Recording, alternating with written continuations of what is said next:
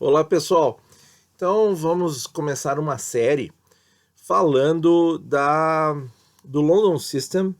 Quero mostrar as partidas do grande popularizador dessa abertura, que é o atual campeão mundial Magnus Carlsen, que é uma abertura muito prática, uma abertura peão-dama, e é uma abertura com a qual ele obteve muito sucesso e depois disso muitos outros jogadores.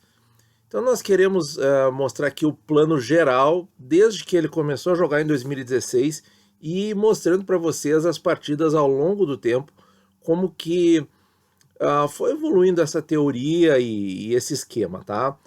Então o London System é uma abertura de peão-dama, então a estrutura de peões fica mais ou menos assim.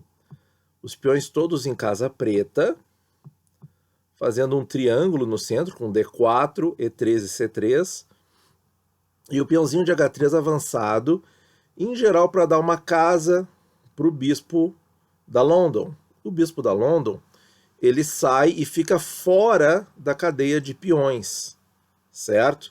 Então, ou seja, ele é um bispo mau, entre aspas, porque está na mesma cor da cadeia de peões. Vejam que dos 8 peões, 5 estão em cor de casa preta, mas ele está fora da cadeia de peões, então ele é um bispo bom, certo? Nós temos o bispo branco em geral em D3, ele fica, esse aqui também é um bispo bom na London System, então nessa abertura os dois bispos são bons, tá? Os cavalos ficam em dueto aqui, a dama pode ficar em D1 ou C2 ou B3, pode ficar em E2 também, depende muito, vamos deixar ela em E2, o rei fica rocado curto, e as torres podem ficar centralizadas assim. E a ideia das brancas de ataque é um domínio do centro, uma ruptura com E4, depois colocar o cavalo em E5 e atacar no flanco do rei, certo? Esse é o esquema geral, é a posição ideal. Não dá para jogar assim de olhos fechados o tempo todo, mas esse esquema funciona muito bem contra D5, certo? Então, tendo esse esquema em mente, agora nós vamos passar para ver as partidas do Magnus Carlsen. Bom, pessoal, então temos aí partida do Magnus Carlsen contra Mari Boziok, no Campeonato Mundial de Blitz de 2016, gente. Então, Carlsen D4, D5, bispo F4, temos aí o London System, cavalo F6, resposta muito comum. Carlsen jogou E3, começando a construir a escadinha, né, a piramidezinha, ou triângulo com os peões, como a gente viu. C5 aqui, C3, já cumpriu aí a meta, botou o bispo fora da cadeia de peões. Cavalo C6, cavalo D2. Detalhe, aqui as brancas não precisam ter medo de C4. C4 é um lance assim que vai ajudar a fechar a ala da dama, que pode ser uma área de potencial ataque das pretas. Outro detalhe é o seguinte, se as pretas avançarem aqui, elas já fecham o centro. Como a gente viu na noçãozinha inicial da abertura, o plano das brancas é fazer uma ruptura em E4. Então, se as pretas fecharem aqui nessa área central, flanco da dama, vai facilitar a tarefa das brancas. Então, não faz sentido.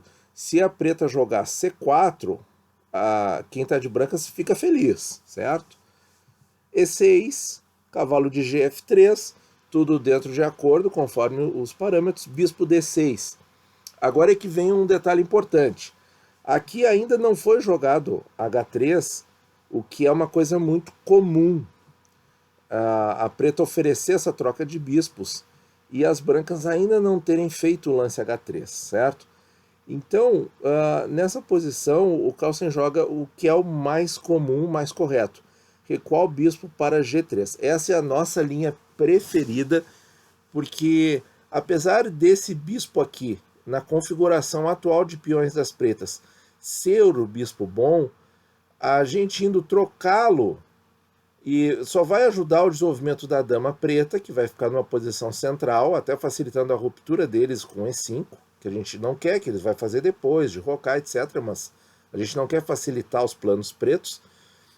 E Se deixar o bispo aqui, Carlsen já deixou em outras partidas, a gente vai mostrar que a estrutura com F4 é interessante também, mas aqui o maior número de partidas que ele jogou, ele recuou o bispo. Por quê? Porque é interessante, se a preta tomar aqui, nós abrimos a coluna H. Então, e é uma abertura interessante, fica uma coluna semi-aberta para atacar. Mesmo que a preta eventualmente roque para o lado da dama, esse peão sempre vai ter que ficar sendo vigiado de alguma forma, certo? Bom, depois disso vem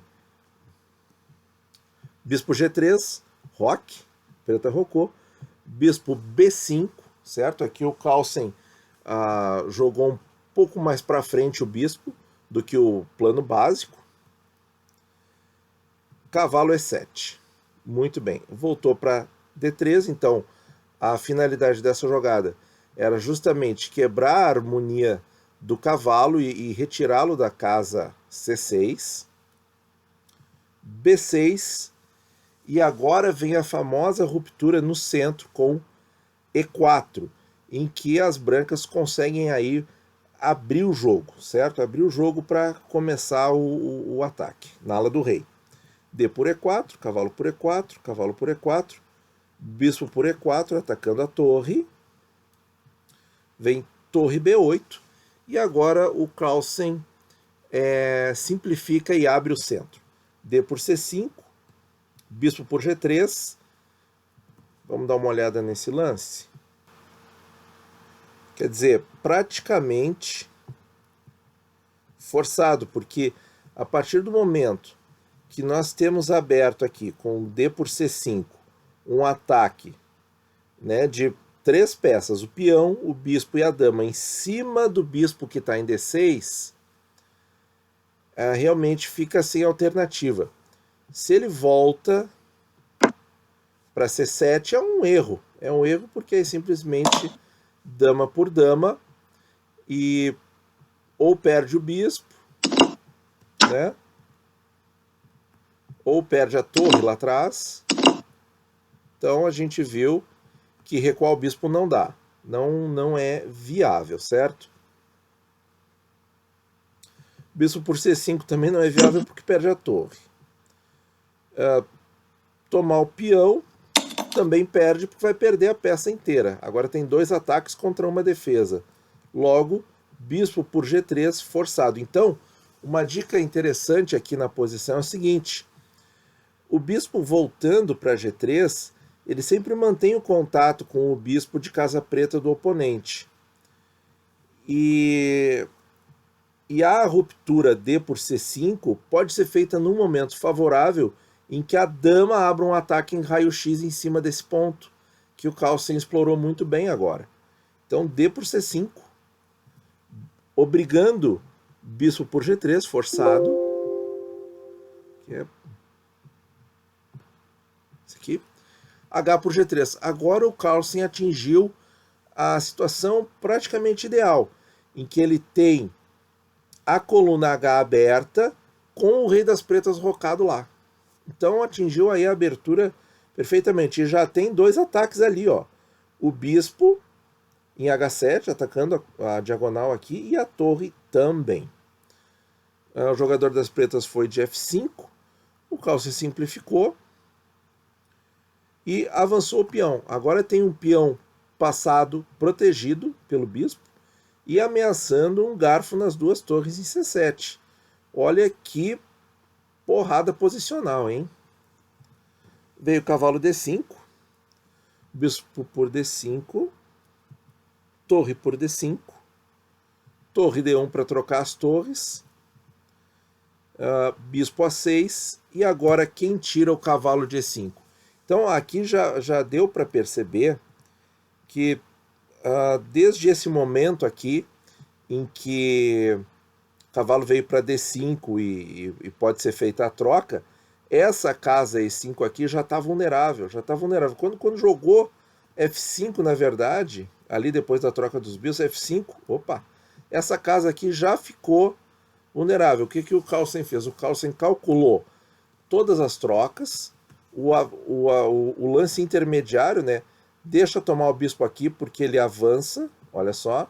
Deixa tomar o bispo, avança aqui e vai coroar, ganhando uma das torres.